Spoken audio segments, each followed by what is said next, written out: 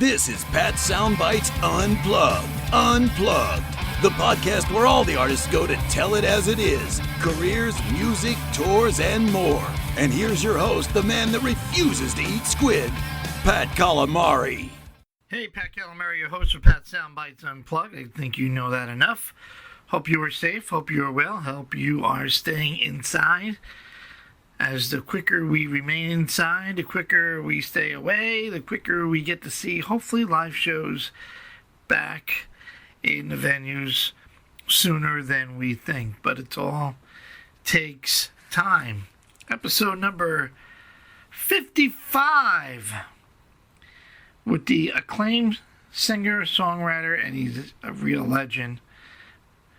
Comes from the folk, blues, and even country genre, Mr. Tom Rush. Remember Tom? I actually talked to Tom on Friday the 13th of March. Just take me a while to get all my interviews out there, published and released.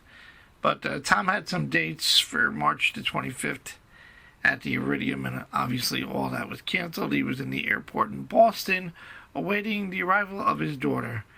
What a wonderful, genuine soul, awesome gentleman, and a great chat. A man that's been in the business for over 50 years and still going strong.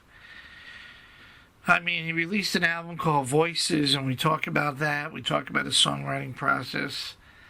Obviously, we talk about this pandemic that we're dealing with. And and more importantly, talk about his astonishing career. He actually came up with a thing, a lot of artists, doing this 40 or 50 years, has listed a lot of farewell tours, and Tom has his first annual farewell tour, and got a great, great sense of humor. And I support Tom. Just, again, a guy that, if you're not familiar, even though I'm a classic rock blues guy, there's a lot of magic in Tom Rush's music and his voice, and he's a guy that's been carrying the torch with the likes of Woody Guthrie or even Bob Dylan, if you believe that or not, and I certainly believe it. But certainly great opportunity for me to keep talking to legends in all around the music business. It doesn't have to be all about classic rock. And WBXO, we're classic rock and we're redefined. And I got no problem playing tracks from the wonderful career of Mr. Tom Rush. So sit back and enjoy. And as always, live, love, and laugh a lot, because life is way too short. Here is Mr. Tom Rush. Hey, this is Tom Rush, and you're listening to Pat's Soundbites Unplugged.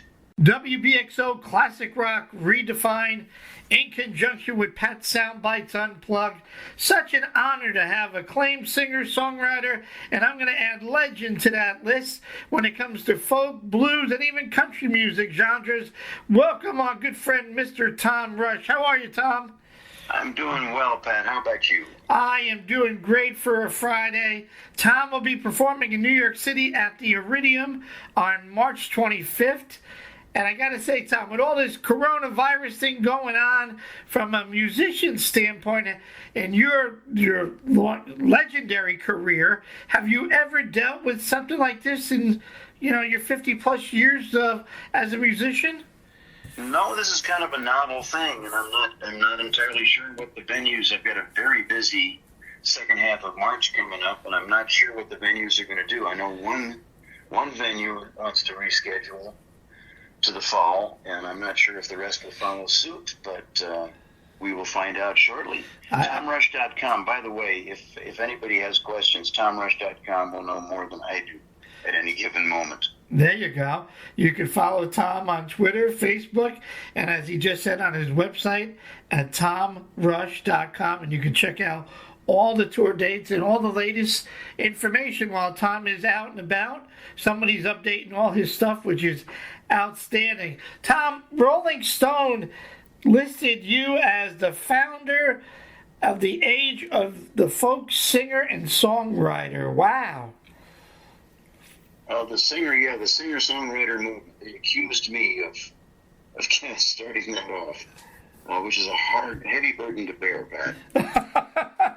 I said, wow, man, that's awesome. And you were listed in the forefront between the whole music and movements for social change. Are you somewhat, I don't know if the right word is disappointed, but I don't know if there's any new rising stars today to help carry the torch that was set by folks like yourself and the likes of Woody Guthrie or Bob Dylan, to name a few? Or am I missing something? Is there someone out there, or there's just a lack of that anymore? There's a lot of niche markets out there, and a lot of really talented people. The guy that's playing with me these days, a young fellow named Matt Nakoa. Okay. Nakoa, is a brilliant instrumentalist and songwriter and singer, and he does a few songs during the course of our show. He's there as my accompanist, but I encourage him to do a few songs during the show, and he invariably steals the show, and I pay him to do it along with me. Matt Nakoa, well, we're going to have to check out that. And yes, you do. We will do our best to get down and catch you at the show at the Iridium, with our fingers crossed that they're not going to cancel. But if they do, I'm sure we'll get you back here in New York. Yeah, Tom, it will be rescheduled, not just canceled. Okay. In 2018, you released an album, and I applaud you for continuing to put out new music, because as I mentioned before, I'm one of those guys. My radio show theme is keeping new music alive on the radio airwaves. So I applaud you for releasing your album in 2018, Voices. Tom, tell me what's your songwriting process, and maybe what's your favorite part of it? Probably when it's all over and done. No, I enjoy it. I've actually been writing more songs lately than I ever have. I just actually this morning found an old it's a YouTube clip of me on a TV show in 1979 where I tell the interviewer I write about one song every 5 years. And I'm now writing about an album's worth a year. Wow. I've got almost enough songs to go back in the studio again. And I enjoy the process, but it's become easier since I've stopped trying to write songs, and I just let the songs write themselves. Nice. Well, that's good. I mean, you talk to artists, and some say, I wrote this and it took me 5 minutes, and then I talked to other artists where they've had that phrase or that idea, and then down the road, a few years later, they found the other pieces of the puzzle. And but that's good that you have that you haven't lost that knack and the drive to do it. Even though today's world, as you have seen over your career, who would ever think, now you download? I mean, I'm pulling my hair out of my head. I'm a vinyl guy. I couldn't wait to go to the record store, tear it apart, open up the cover, read the lyrics, look at the liner notes, look at the pictures. And today, even in a new car, it's thumb drives, not even CDs anymore. Has that... What's your thoughts on the evolution of the music world these days? Well, it's a challenge because more and more people, as you point out, don't even have a CD player. And selling downloads or streaming is certainly not a profitable price. But my basic take is I would like people to have the music. Because then they're more apt to come to shows, and that's where I've always made my living, is on stage. Well, and I got to say, every time, half of my show is, if not 3/4, all new music, and my phone rings like, what was that? Who's that? And I'm not going to blast corporate radio that everybody can play, a classic hit, but the people, I got to say, maybe I'm just blessed, but there's a lot of folks that want to hear the new music. And I mean, as I'm not a musician, but I'm sure that's part of your life. You want to continue to create. I tell my wife, you got to mute Mike and Molly for a minute, and I get 10 CDs a week from artists, nationally known and independent artists, that want me to play their music. And I would say, mute the TV for a minute, and we would look at each other, and she would say, wow, song should be a top 20, but I don't know how many folks are out there like you that are able to play it. And it seems like anymore, because we live in such a visual world, it's like you release a song, an EP, an album, whatever, a single, that you have to also put out a video, because that could go viral way quicker than me playing it 100 times, Yep, that's true. The video content's important. But I actually have a bit of a dilemma when I'm doing shows. People come, of course, to hear the songs they know. Right. And I do some of them. I absolutely do the old favorites because I don't want people to be disappointed. But I've also got a lot of new songs that I'm really excited about. The good news is the audience seems to really enjoy the new songs as much as the old, so I can do a mix. Excellent. I was looking at your website and preparing for our chat today, and I was rolling. I got to say, I love your humor. There's so many bands, and I get it. They're on their final farewell tour, and I've heard that line 100 times, and then here they are. This is my first annual. Your first annual farewell tour. I love that line. I'm like, at least you're honest. Yeah, well, why be coy? I've been out there for 30 years doing a farewell tour. It actually occurred to me, it just went through my head, Pat, that my farewell tour actually started the first time I got on stage, didn't it? Yeah, I guess so this could be my 60th farewell tour. Well, God bless you. Keep going, but I like it's your first annual. What excites you most about the rock and roll folk music scene right now, Tom? Is there anything besides, like, you got Matt that's kicking ass and taking names? Is there anything else that excites you that you see today or that you listen to that gets you motivated? Oh, there's a bunch of good people. There's a young woman named Monica Rizzio, Rizzio, who is writing some great stuff. A young guy named Seth Glier, Glier, who also I think is doing a great job. He does a great show. There's a lot of people out there, and the challenge is, Matt Nakoa, the guy that I'm working with, really should be playing stadiums. Wow. It's hard to figure out how to get somebody that talented and skilled and appealing out in front of more people. Right. It's certainly all about the exposure. And you get this one person that puts out a song and puts out a video, and before you know it, they got 5 Grammys. But like you said, I'm sure there's so many Matts and Monicas and Seths that are out there that, the struggle is real these days anymore.